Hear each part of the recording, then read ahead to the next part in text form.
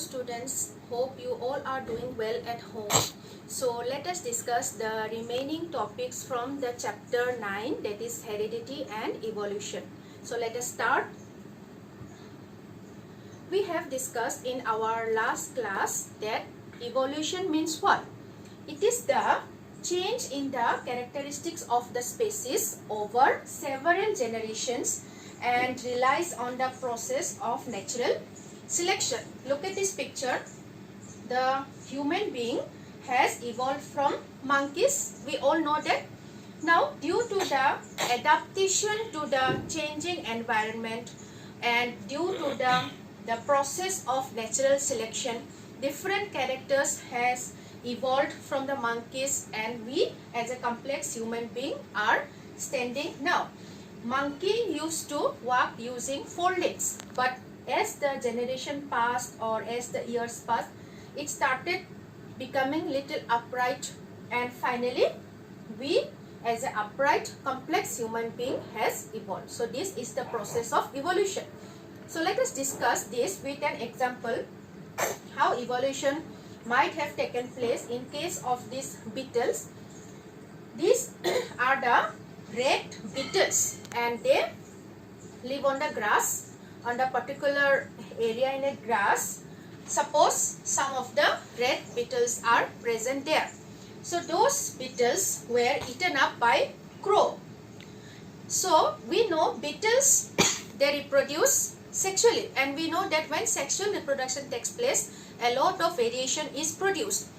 So there might be a chance that due to that sexual reproduction, color variation may occur, and in between some of the red beetles, green beetles has also produced as an offspring, and that green beetles further reproduce to produce more and more green beetles.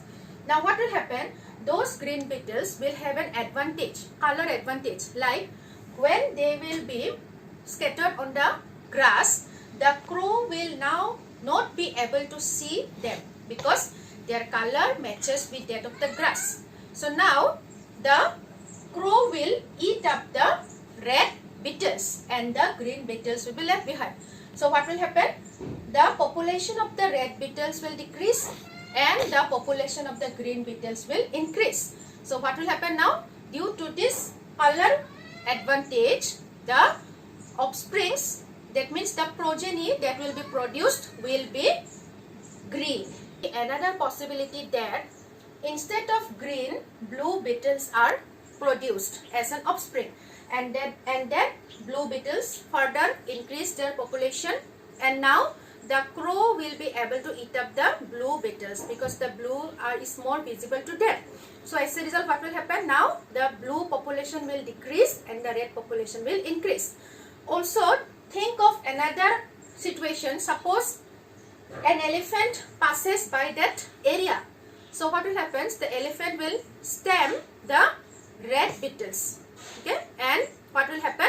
Accidentally, and the blue beetles will be left. So now what will happen? Now the blue population will increase instead of the red ones. So what can we conclude from this picture? That here, in case of the green and the blue one, the color advantage has taken place to survival or production of a new colored species. But in case of the elephant one, here accidental advantage or accidental selection leads to survival of the one color and the other color has died or vanished. So here, due to the advantage of the color and due to the accidental advantage, those beetles had survived. Acquired and inherited traits are, we know that during our lifetime we acquire many characters, isn't it? We learn how to cycle, or we learn how to swim, or due to some or lots of practice we may get good muscles, big muscles. So these we do not get from our birth. So these are my acquired traits. But when some of the characters, genetic characters that I get from my parents, these are called the inherited traits. So in that previous example, that beetle example, suppose you think of a situation, though the beetles that were left on that grass, suppose after increasing their population, that their amount has become too much, no? And the amount of grass or the leaves they have to feed on is now less. So what will happen? Due to scarcity of the leaf, now their eating up will be less, and as a result they will be suffering from low weight. But is it possible that when they will produce their progeny, their offsprings that are produced will be low weight? No, because low weight is not an inherited trait, it is an acquired trait.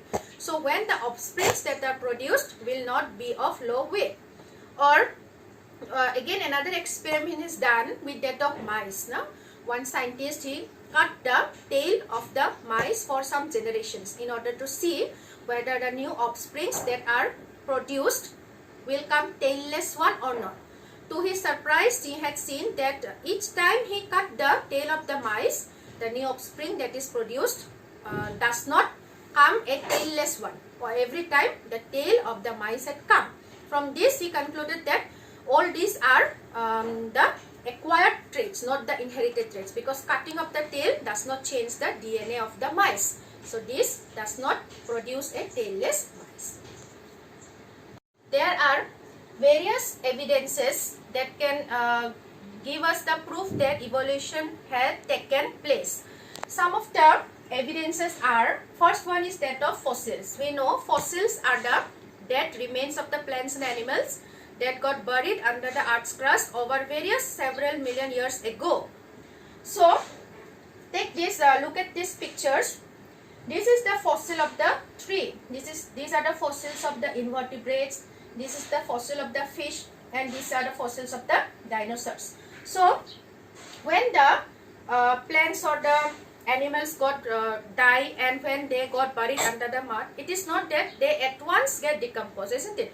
They remain buried under the mud, and so years and years, they what happens? They come out as the fossils, and those imprints we can see if we study the fossils, and that proves that evolution has actually taken place.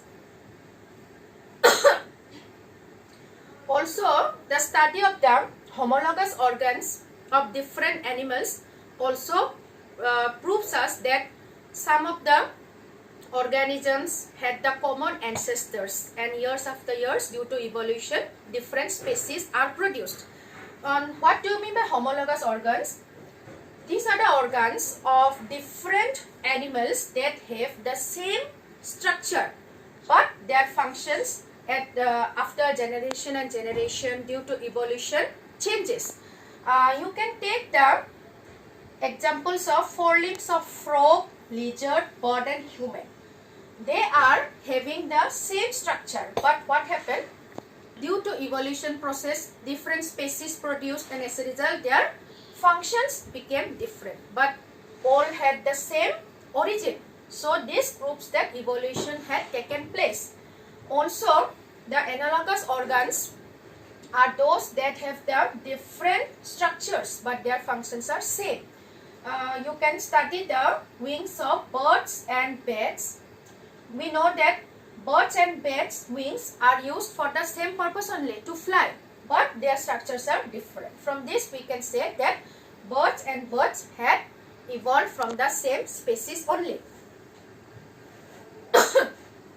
So the species we are talking about, what is actually species?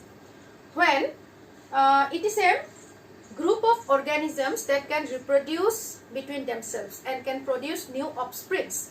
Suppose take example of one dog and another dog. Now both of them, they can mate each other and produce a new puppy. That means those two dogs belong from the same species. If they do not belong from the same species, reproduction would not be possible. And the speciation means when new species is produced from pre-existing ones. It is called speciation. Take the example of those beetles.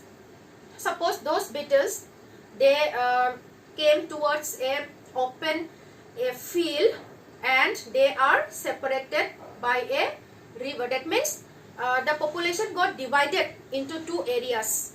one side one population, other side another population.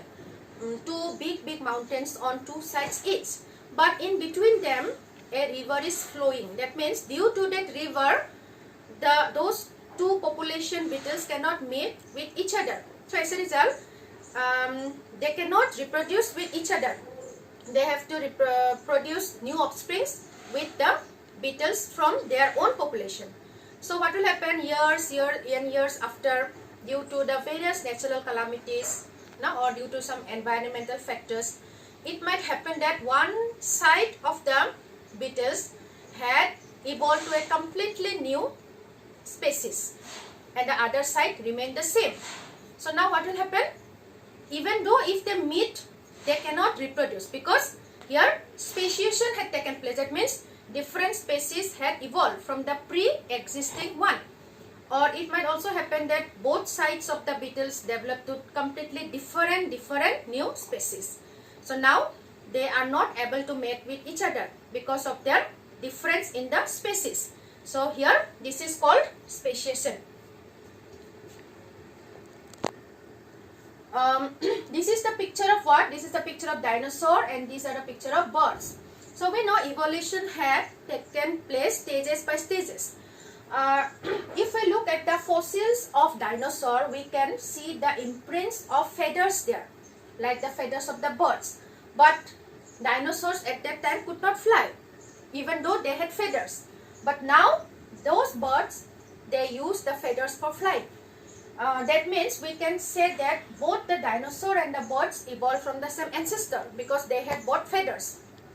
Dinosaurs use the feathers only for the in order to insulation from the cold weather, but birds, now they use the feathers in order to fly as well as insulation in the cold weathers. That means how the evolution had taken place and their characters had also developed.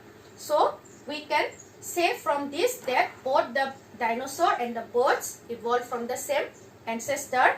If you look at the fossils of the dinosaur, you can see that there are various imprints of the presence of the feathers in the dinosaurs. So see how the study of the fossils can give us the evidence that evolution had taken place. If we could not study the fossils, we could not have got these evidences. So the fossils tell us that evolution had taken place over millions of years before. Also, take another example of wild cabbage. Now we know when the humans had evolved from the monkeys, now they started cultivating. They are clever enough in order to cultivate the vegetables or the crops they eat. So what happens? This is the wild cabbage that was available. So now this is not due to the natural selection, this is due to artificial selection. When the farmer wanted to produce the different varieties of cabbage, then he bred what? Cabbage, broccoli, cauliflower according to his needs. Suppose if he wanted close leaves in between them, then he bred cabbage. Now if he wanted some flowers also in the cabbage, then he bred this broccoli. And if he wanted sterile flowers, then he bred cauliflower. And if he wanted a solid part, then he bred kohlrabi. And if he wanted some colored one, then he bred the red cabbage. And if he wanted some big leaves, then he bred this kale. So see how from a single wild cabbage, so many varieties can be produced. Now we know that when the evolution takes place from an older species to a new species, it does not mean that that old species is completely eliminated. No, it is not that. Or if a new species is produced, we cannot tell that that species is a better one and the old species is not better one. No, it's because of the natural selection and the genetic drift, new species has evolved. And also, if you look at the humans or the monkeys or chimpanzees, we cannot actually tell that human being has evolved from chimpanzees, because chimpanzees has also evolved from some other species. So now we can tell that both the chimpanzees and the humans evolved from some other species. That means both of them had the same common ancestors, but it is not that we are evolved from the chimpanzees only, because chimpanzees are also evolved from some other species. And we can see that the human being are of different colors, isn't it? Some are dark colored, some are yellow colored, some are fair complexion, and all this we can divide it as races, isn't it? So can we think that all this population are of different, has evolved from different species or ancestors? No, we are having the same ancestors, but only our color has changed. How? It is believed that at first we lived, that means humans lived in Africa, and from Africa, due to some in order to search for food or some other reasons, some of the population that traveled away from Africa, moved towards Asia, Australia, and different areas of the world.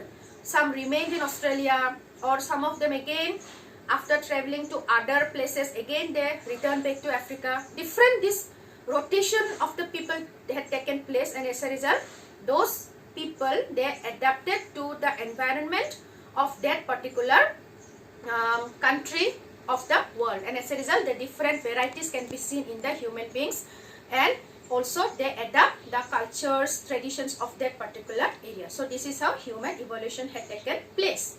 So we have finished this chapter. Let us conclude what we have discussed in this chapter.